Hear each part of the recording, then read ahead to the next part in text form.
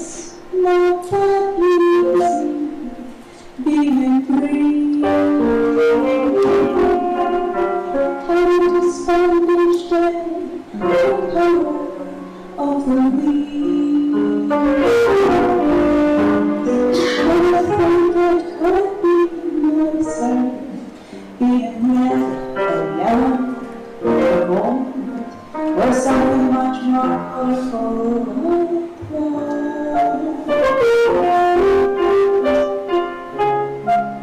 It's not that easy being green. It seems to blend in so many ordinary things. And people tend to pass you over, 'cause we're not standing up like flashy sparkles on the water or stars in the sky.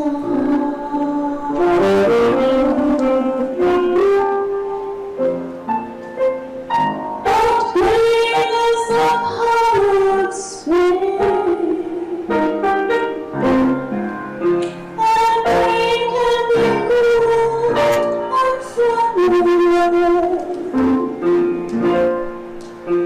And green can be like an ocean,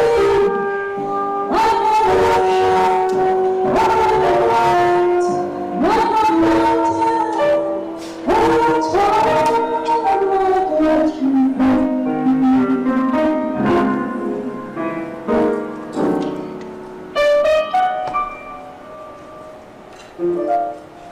When green is all there is to be, it can make you wonder why. But I wonder on green, and you find it's beautiful. And I think it's what I want to be.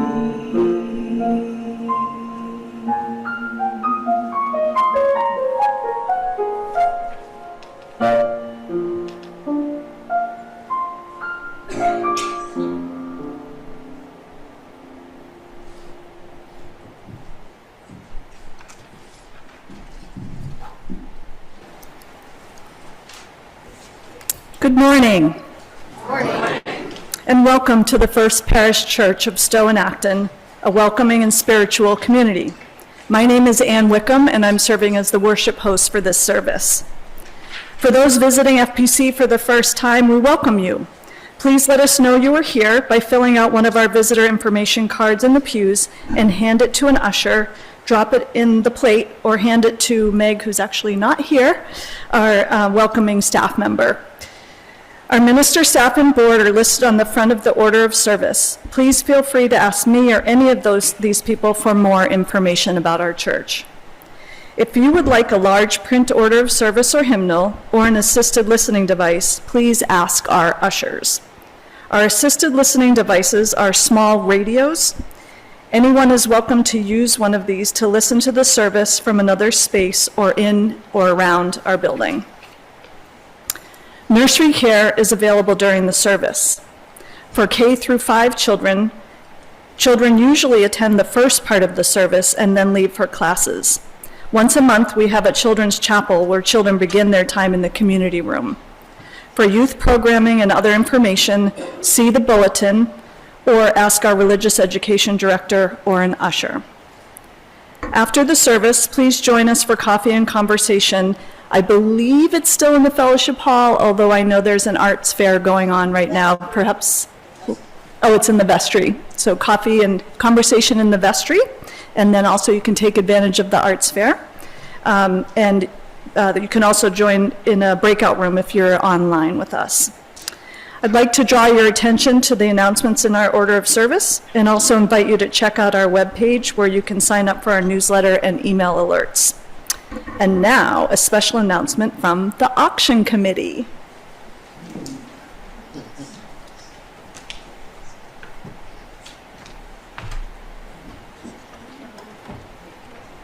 Where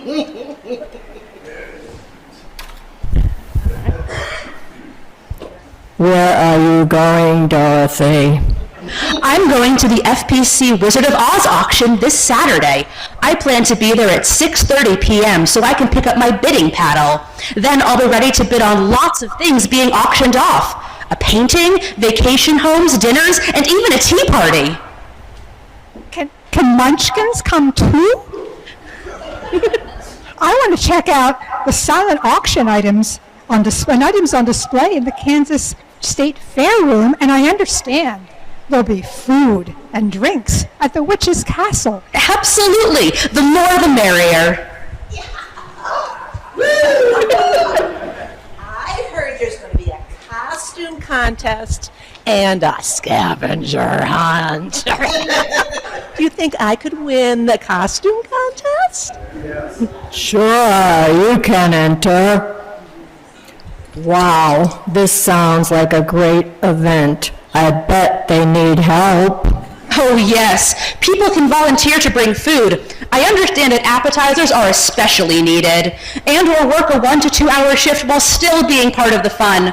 The sign-ups are at FPC website, or talk to one of the auction committee members at coffee hour. What about Toto? There will be childcare available. Wait.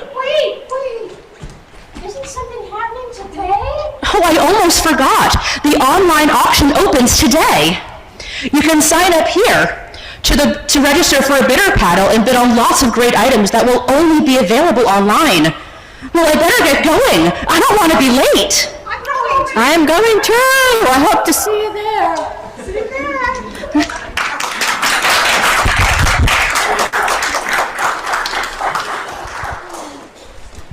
Folks can find the committee at coffee hour still in costume. Another announcement, there will be an informal Q&A session with Alex, our guest speaker, who I'll introduce in a moment, after the service in the parlor. This is your chance to ask questions, discuss the service, and to meet Alex, who is going to be our online instructor for an upcoming Transforming Hearts Collective class. Our minister, the Reverend Dr. Cindy Landrum, is currently on sabbatical. During this time, the Reverend Susan Sahusky Brown is our sabbatical minister, and we have a number of guest speakers as well. Today, we are delighted to have Zister Alex Kapitan, Z per pronouns, joining us. Z is a lay community minister, educator, editor, consultant, and activist. A trans and queer lifelong Unitarian Universalist, Alex does interfaith LGBTQ work and supports congregations in becoming places of radical welcome for all. Z is the co-founder of the Transforming Hearts Collective, the co-leader of the program Trans Inclusion in Congregations, and the founder of Radical Copy Editor, an anti-oppressive language project. And now, let us come together for a time of community, singing, and worship.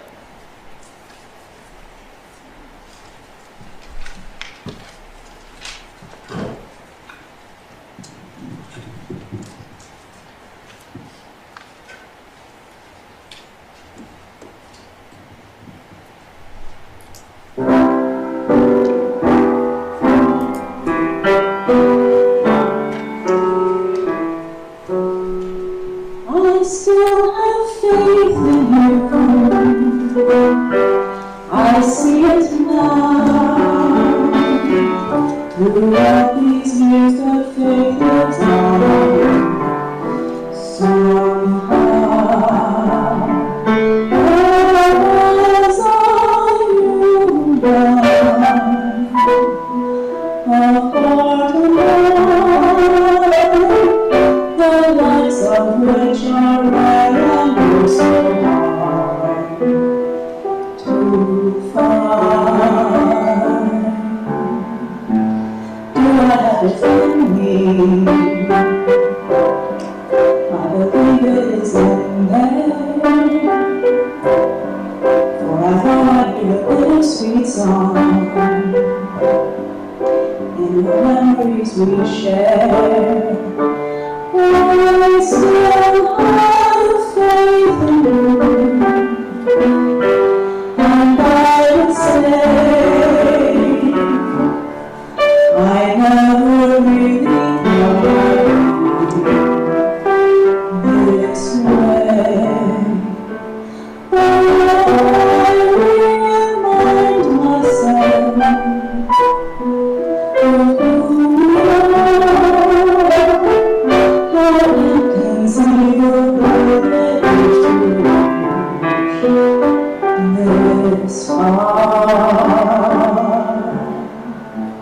Do I have it in me? I believe it's in there. For I know I hear a bittersweet song in the memories we share. We do have it in us. New spirit has no love. A joy and a sorrow. We have the story and survive. And we need one another. Like fires never wane. We're in this together. Passion and courage is everything. I still have faith in you. It stands above the crazy things we did. It all comes down to love.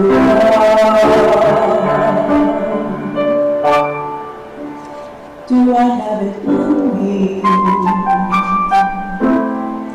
I believe it is in there.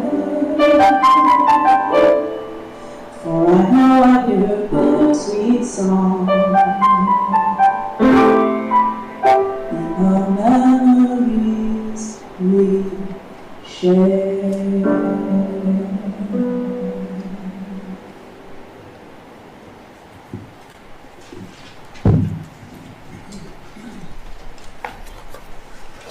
Hello. Good morning. How are y'all doing this morning? Yeah. Me too. It's so nice to be with you this morning. My name is Alex, as Anne shared, Alex Kapitan, and my pronouns are Z and per. The way that works is later when you're talking about me, you can be like, Alex is so great. You should totally check out Per Sermon if it's available later, or come chat with me, so Z, in the parlor after the service. Thanks in advance. So our service this morning is themed around Trans Day of Visibility. So I wanted to make sure we knew what that was before we got started and got into it. Trans Day of Visibility is observed every year on March 31st, and it's not some sort of trans-specific National Coming Out Day. That's not what it is. That's not the point. It was started about 15 years ago because the only international day of recognition for trans people was Transgender Day of Remembrance, which is when we mourn our lost, those lost to violence. And so we started this other special day at the request of trans women of color who kept saying, "Give us our flowers while we're still alive." So Trans Day of Visibility is a day to celebrate trans joy. That's what this day is all about. And right now, celebrating trans joy and trans joy itself is resistance. Can I get an amen? Thank you, yes. So let's take a moment to really fully arrive in this space together this morning, whether we're joining us here in person or joining us online. Take a deep breath. And breathe out. Breathe in again. And out. Feel what's holding you. Feel your feet on the floor. Feel what's got your back. The chair, perhaps, underneath you, or the pew. Maybe place a hand on your heart. We have bodies. They're here. They're carrying a lot. We hold a lot in our bodies. Let's make space for that. This is a place where we can bring all of that. Take another deep breath in and out. Feel what's holding you and feel what's holding us together because we're not alone. We're holding it all together. Let's worship together. I'm going to give us some chalice lighting words by Reverend Erica Hewitt, and I think Kathy is going to light our chalice this morning. The chalice, as a symbol of Unitarian Universalism, arose as a beacon of hope in an atmosphere of tyranny. The chalice arose as a sign of promise that the marginalized would neither be forgotten nor ignored, because they are beloved and precious in the eyes of the holy. This morning, we remember all of the people who have been told explicitly or implicitly, through police violence or government policy, through derision or dehumanization, that they're anything less than whole, anything less than beloved. As we light this chalice, may we make of our lives a beacon, a symbol of our promise to draw the circle wide, a sign that we will not rest until all means all. Thank you. How y'all feel about some singing this morning? You want to get some song in here?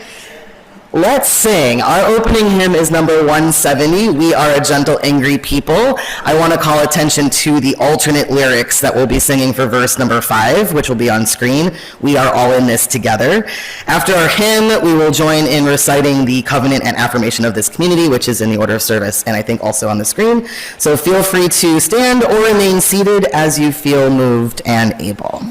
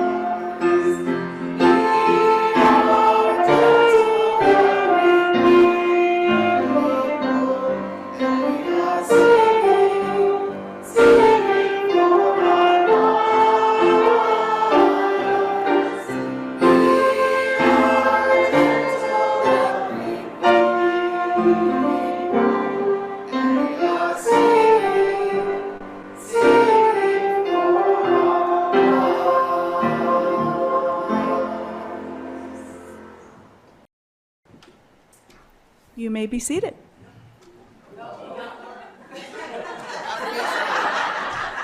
After 35 years, you'd think I would know this. Please join us in the covenant and affirmation. Love is the spirit of this church, and service its law. This is our great covenant, to dwell together in peace, to seek the truth in love, and to help one another.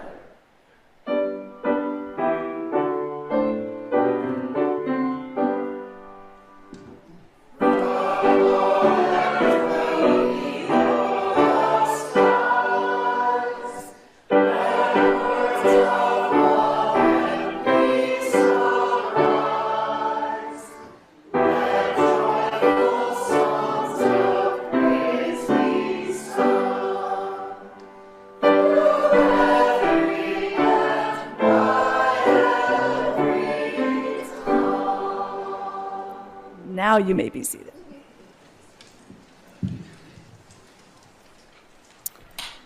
We would like to acknowledge that this service is being held by a community that gathers on stolen traditional lands of the Massachusetts, Nipmuc, Pawtucket, and Wampanoag people. We acknowledge the unfair removal of these first inhabitants in order that we may not make the same mistakes as we work towards the reduction of harm and moving towards right relations as our faith calls us to do. There's no clear answer as to how to move forward. There's no clear path for addressing the harms and atrocities of our ancestors. There's no clear plan for what right relations in the situation means and what steps should be taken next. But we can begin by acknowledging how we got to this point as we wrestle with where we go from here. And we pause to remember the lives that were taken, as all lives are worthy and all people should be able to live with dignity. As Unitarian Universalists, we strive to continue to do better through each generation. May it be so.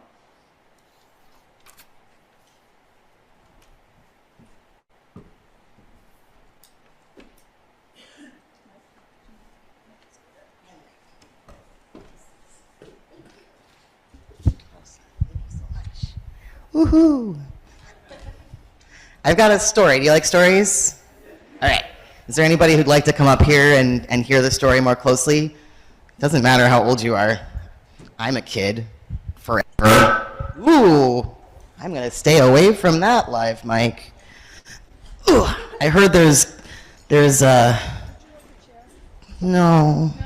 Is that okay? Is it okay? I'm going to hold it up really high. Okay.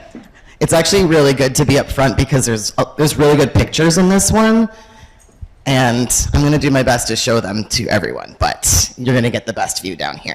Okay, are you ready? This book is called Julian is a Mermaid. Okay, this is great. Thank you for our tech friends. It's by Jessica Love.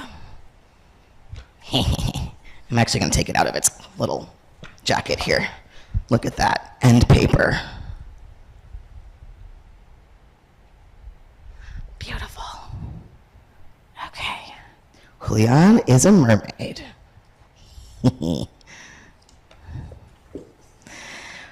This is a boy. I'm so sorry. I'm variable loudness. I will try to be better. Okay. This is a boy named Julian. And this is his abuela.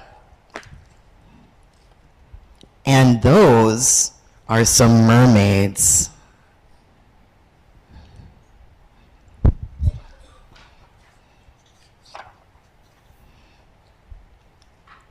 In this picture, Julian is using some imagination and is wriggling out of his clothes in his imagination and floating.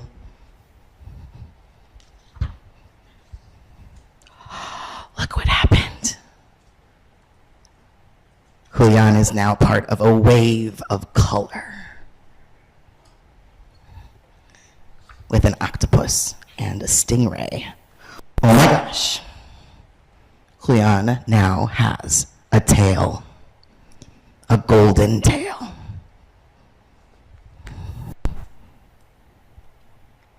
gosh, I didn't even realize this when I read this book yesterday. There's an enormous fish that is giving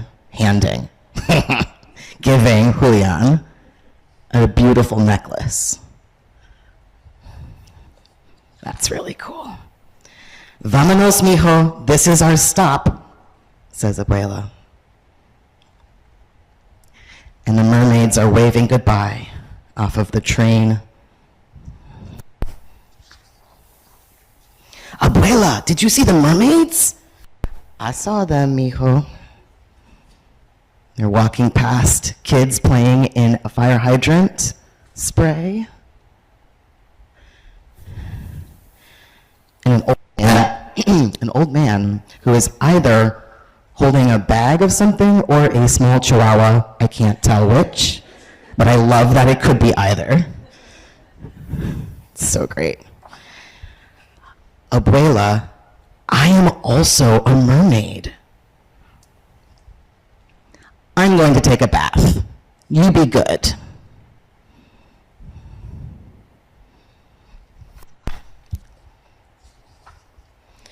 Julian has a good idea. While Abuela is out of the room, Julian is looking around the room and finding things that he can use to transform into a mermaid. First, he takes off his clothes. It's important. Then he gets ferns out of the potted fern and attaches them to his head. And tulips as well. Now he's looking at those drapes. Those drapes look like they could become a tail.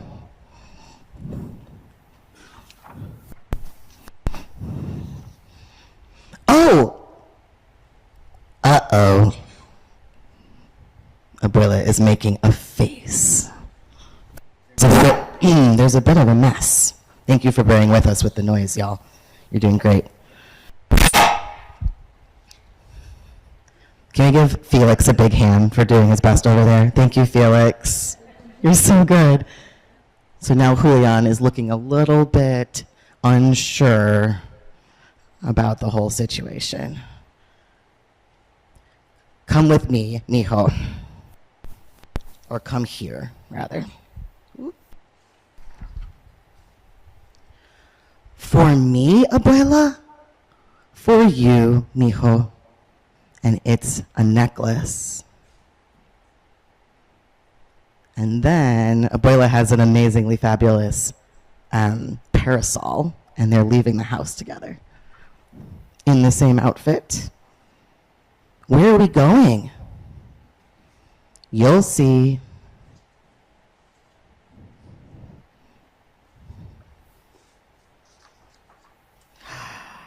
Mermaids, whispers Julian.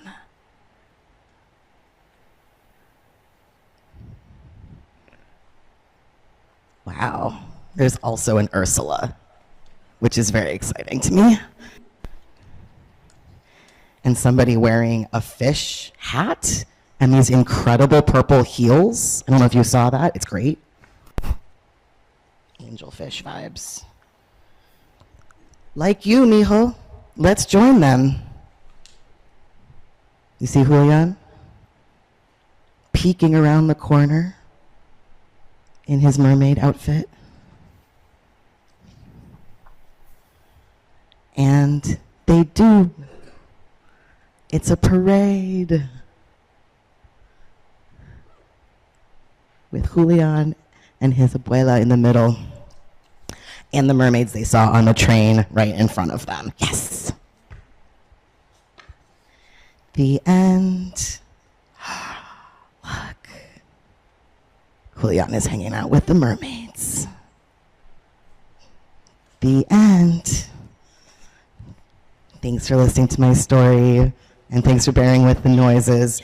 How many of you all are mermaids sometimes? Great, I'm not the only one. Julian's not the only one. The service today is all about being your whole beautiful true self, no matter what that is, no matter what weird looks you get.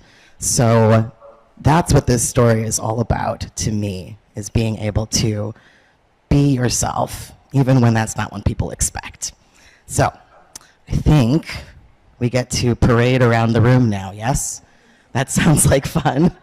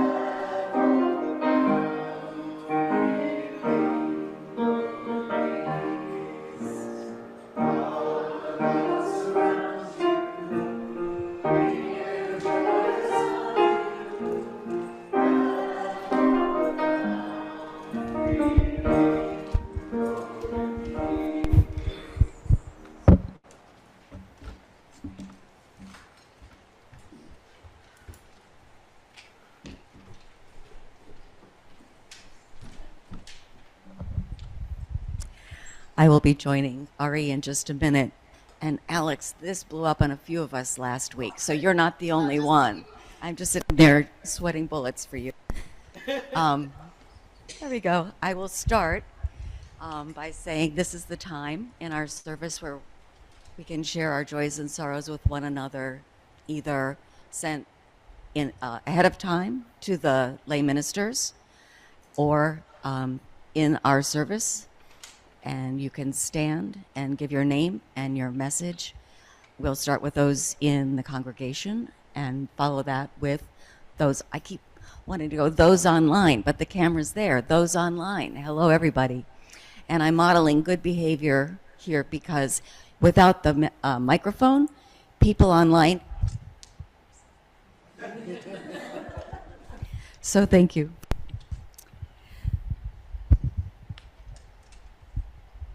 And if, Marcia, would you mind just lighting the first couple candles for me? Thank you.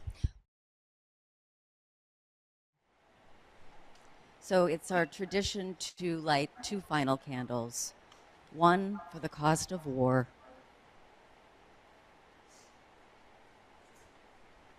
and the other for joys and sorrows that are in our hearts that have been unspoken this morning, but our community wants to hold nonetheless.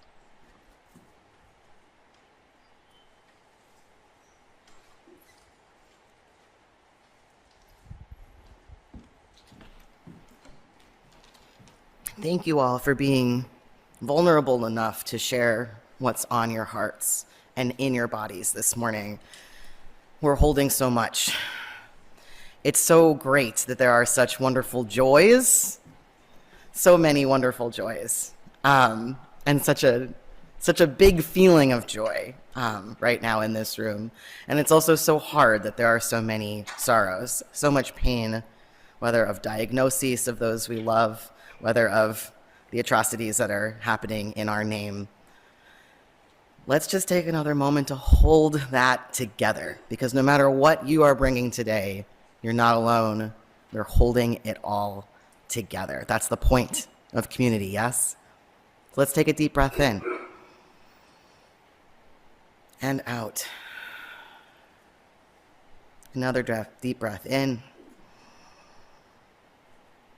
and out. Feel what's going on in there. Let's take just a minute to keep breathing in silence after I share these words from Reverend Bill Sinkford. Spirit of life and love, dear God of all nations, there is so much work to do. We have only begun to imagine justice and mercy. Help us hold fast to our vision of what can be. May we see the hope in our history and find the courage and the voice to work for that constant rebirth of freedom and justice. That is our dream.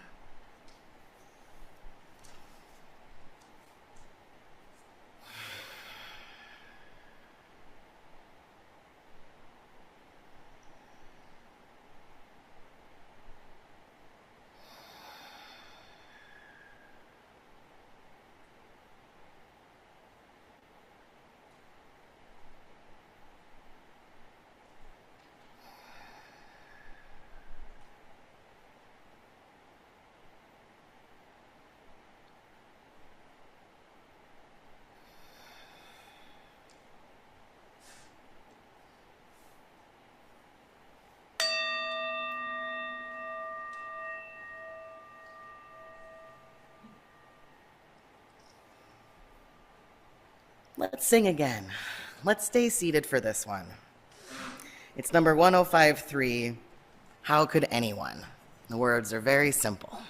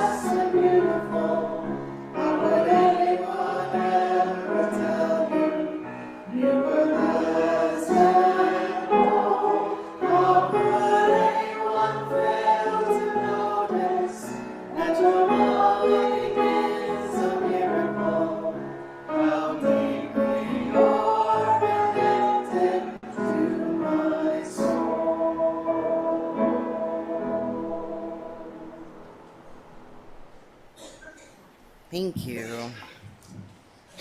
Our reading this morning comes from Reverend Mr. Barb Grieve, and it's called Prayer for Trans Day of Visibility. Blessed are the trailblazers who brought us this far and are still trailblazing, still celebrating. Blessed are the drag queens and kings who remind us to not take life too seriously. Blessed are the gender benders, non-binary, gender fluid, and third gender folk, those who challenge us to reframe our gender paradigm. Blessed are the young ones who present fearlessly from the start. Blessed are their parents who make space for freedom and love their children fiercely. Blessed are the siblings and relatives who educate, support, and love us as we are. Blessed are the genderqueer youth, those who are fabulously flourishing and those who are struggling and persist. Blessed are the 90-year-olds just coming out and those who have been out decades. Blessed are those whose lives were cut too short. May their stories live on through us. Blessed are the survivors. May they keep on living. Blessed are the allies, learning to be accomplices. Blessed are those gathered here today, witnessing, learning, celebrating. May we all commit to continue showing up, fighting for justice, celebrating all the genders in life.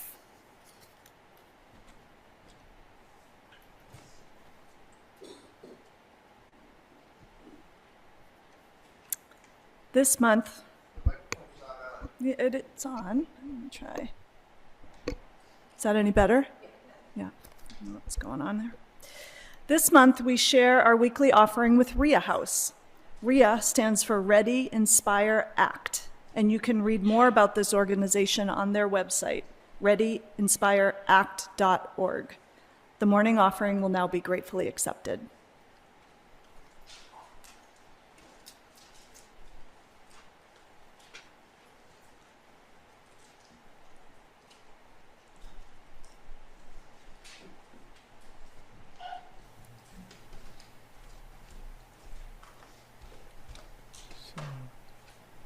Supposed to do the video now? Yes. Okay. We're all waiting for it, aren't we? Can you hear it?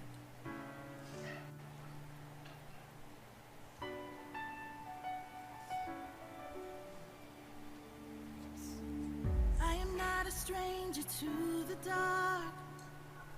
Hide away, they say, 'cause we don't want your broken parts. I've learned to be ashamed of all my scars. Run away, they say, no one will love you as you are. But I won't let them break me down to dust. I know that there's a place for us, for we are glorious. When the sharpest words wanna cut me down, I'm gonna send the blood, gonna drown them out. I am brave, I am bruised, I am who I'm meant to be. This is me. Look out, 'cause here I come. And I'm marching on to the beat I drum.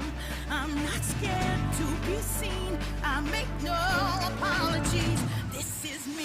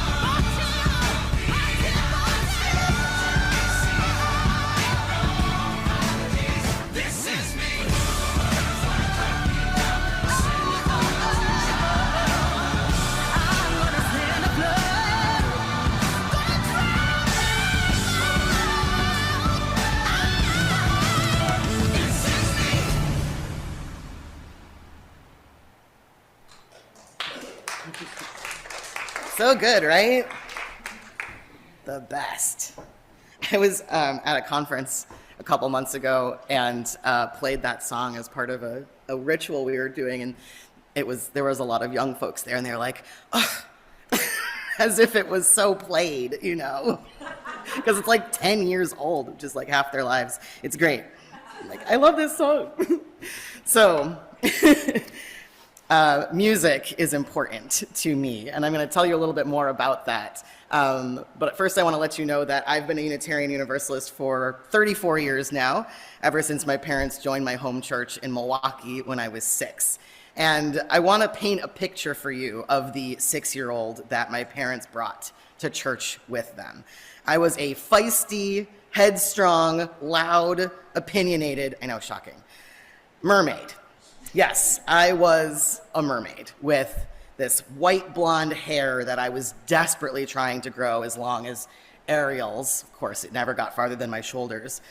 And, you know, The Little Mermaid, of course, was my inspiration. It had just come out, and I was obsessed. My mom sewed me a mermaid outfit for Halloween, and it quickly became a year-round costume. I used to sit in our yard, arranging my tail, you know, and imagining the amazement of all the people driving by to see a mermaid so far from the water. We took a road trip to visit my great-grandmother who had a ocean view cottage in Rockport, Massachusetts, and I distinctly remember the lengths that my mom had to go to convince me to not wear my tail all the way across the country in order to throw myself on one of those glorious rocks in her front yard before she came outside to greet us. I was very, very adamant, but she somehow managed. But the thing is, what really made me the Little Mermaid in my mind and in my heart was not the outfit, but the music, right? I memorized all the songs and sang them at top volume everywhere, including in the lower level of our church. Rumor has it that that's what inspired the music director to start a kids' choir. The year 1990 marked both The Little Mermaid and the 1960 Broadway production of Peter Pan being released on VHS. And I was mesmerized by both title characters. My very favorite childhood memory was my Peter Pan-themed birthday party when I turned 7, to which all of the guests had to come in costume.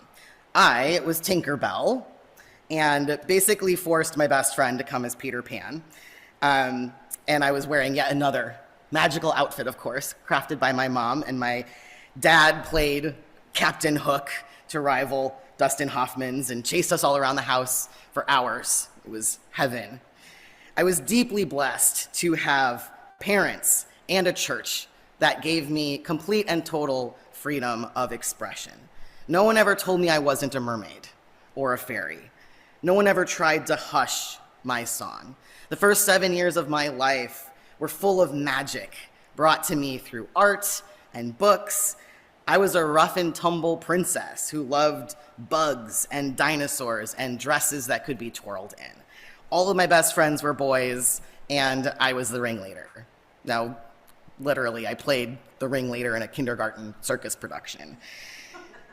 It wasn't until 3rd grade that things changed, that this fairy tale world that I invited everyone around me to join me in every day was challenged. That was the year that the other kids on the playground started letting me know in no uncertain terms that I wasn't following the rules for being a girl. You see, I was able to have a carefree childhood because everyone assumed that I was a girl. After all, I wore pigtails and princess dresses and a mermaid tail whenever I could get away with it. So the adults in my life never picked up on my gender nonconformity, but it was only a matter of time before my peers did.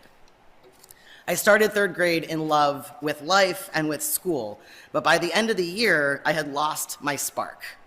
I'd always thought of everyone as my friend, but now lines were being drawn, and I didn't understand any of the rules. No longer could I wear the frilliest dress I wanted every day and run with the boys without being sneered at and teased, both for my excessive femininity and my apparent masculinity. So I made a conscious choice to try to follow the gender rules that I didn't understand.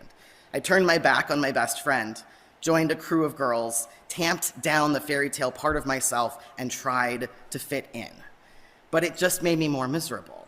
My new friends cooed over New Kids on the Block and had posters of Justin Taylor Thomas on their bedroom walls. They played games that revolved around things like marriage and motherhood. Far from being able to fit in, I only felt more and more like a square peg in a round hole.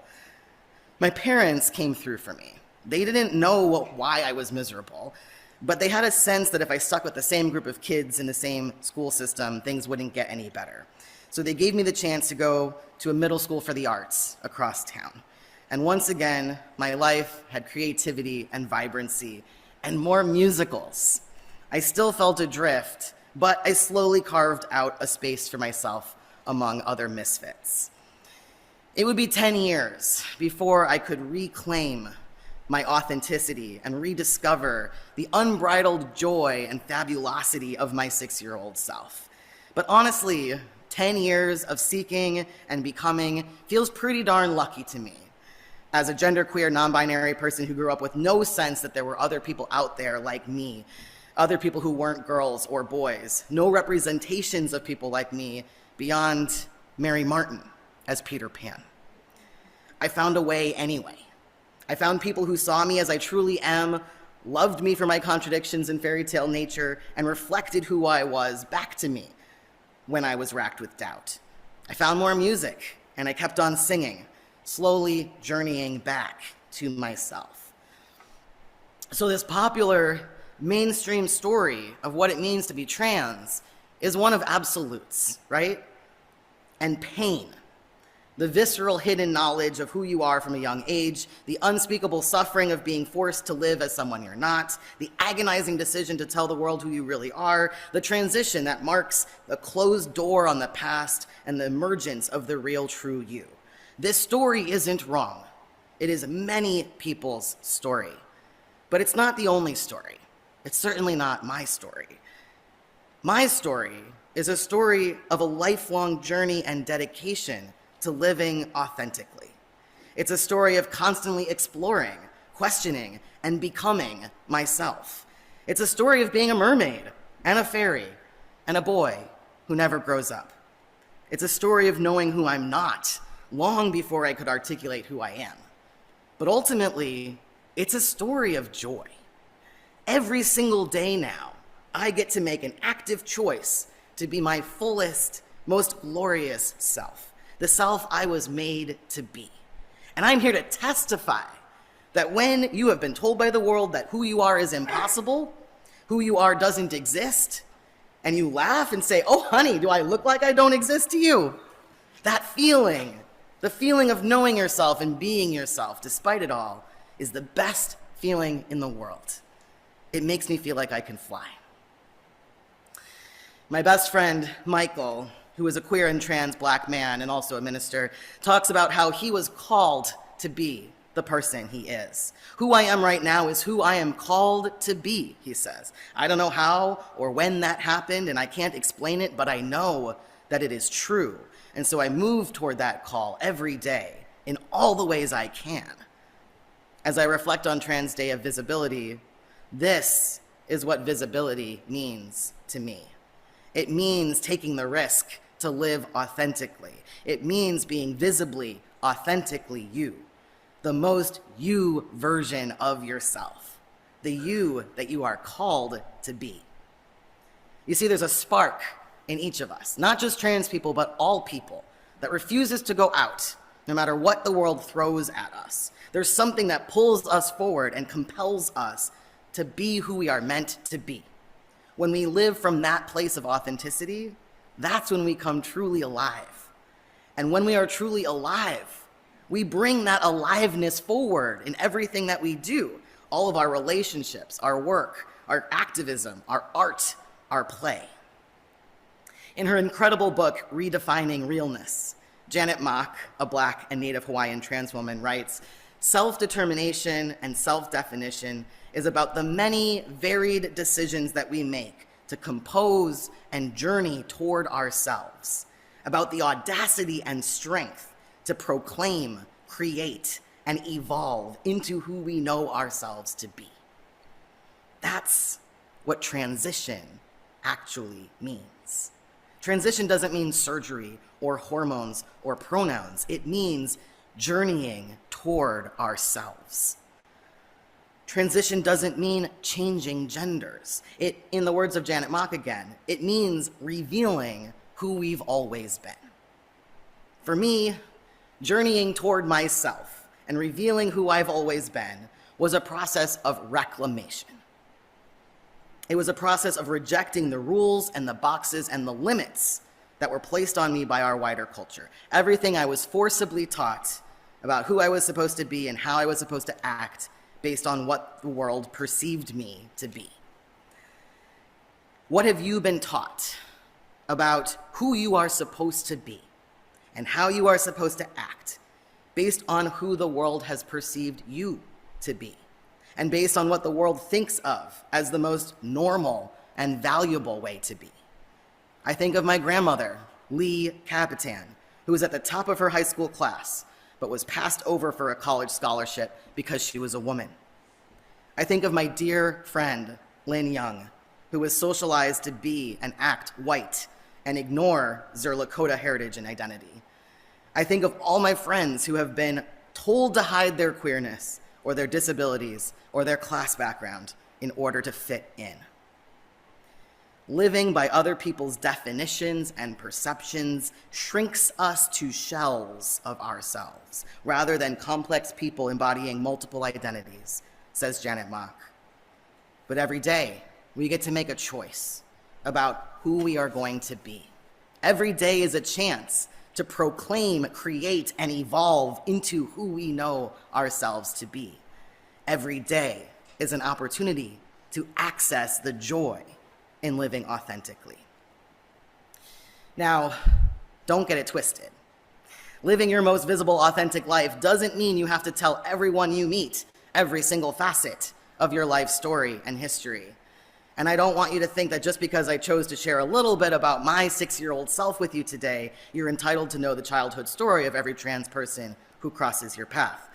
My vulnerability in sharing the adorable little self that I was with you comes from a place of wanting to share more about who I have always been.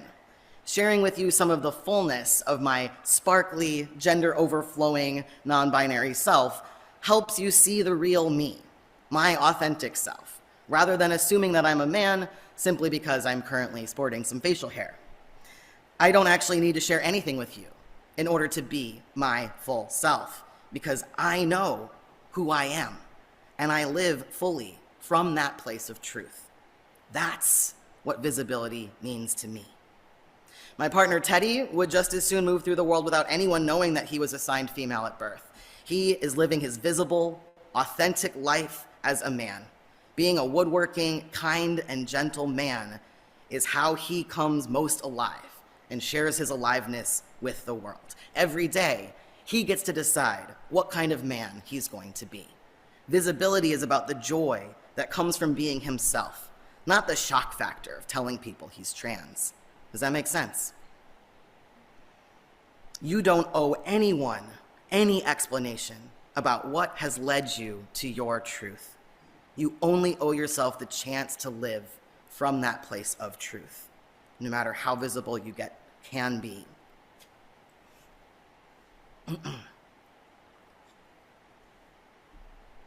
There's a term that has taken off among young trans and non-binary folks in recent years that I want to share with you. It's gender euphoria. Have you heard it? Isn't it fabulous? It describes the flip side of gender dysphoria, that sense of wrongness in your own skin. Gender euphoria is the sense of profound rightness and joy that comes with being your true self. People will say things like, OMG, my mom finally called me by my right pronouns, and it made me feel so gender euphoric. I want everyone to experience that kind of joy. Every single person.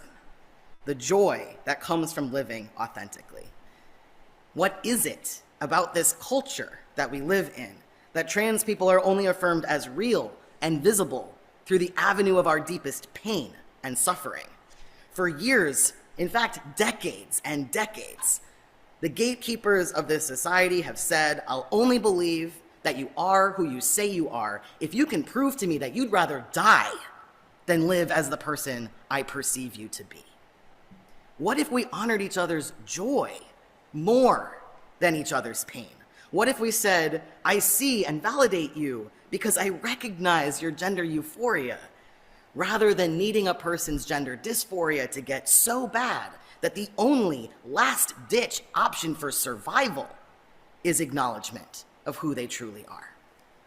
What if all of us were allowed to explore and joyfully grow into the selves we are called to be, free from restrictive gender norms, expectations, and rules? What if boys and men weren't bullied and teased and redirected whenever they feel drawn to something classified as stereotypically feminine? What if girls' and women's careers and relationships, and all too often survival, wasn't dependent on performing gender in ways that aren't perceived as threatening to the rightful dominance of men? What if playfulness and exploration and questioning and journeying toward ourselves were celebrated and honored rather than discouraged or even criminalized? For a while there, it felt like we might have been moving toward that world.